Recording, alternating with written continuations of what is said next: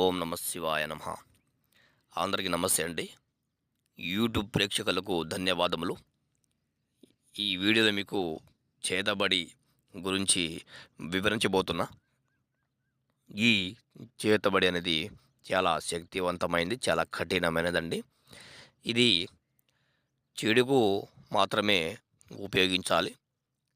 మన పిల్లలు కానీ, మన ఇంటి మీద కానీ, మన ఒంటి మీద కానీ, మన మీద కానీ, మన భార్యల మీద కానీ, ఎవరి మీదైనా సరే ఎన్నో చెడు ప్రయోగాలు చేస్తుంటారు. అలాగే మనల్ని ఇష్టం లేని వాళ్ళు, మన గిట్టని వాళ్ళు మన మీద ఎన్నో చెడు ప్రయోగాలు చేస్తుంటారు.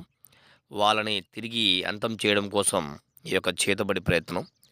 ఎవరినైనా సరే కేవలం 2 రోజుల్లో వాళ్ళ మరణఘోష వినాలంటే మరణఘోష అవుతుంది. వాళ్ళ మంచాన శాశ్వతంగా పడిపోవాలంటే మంచాన పడిపోతారు. వాళ్ళ జీవితకాలం చిత్రహింసలు గురవ్వాలంటే చిత్రహింసలు గురవుతారు.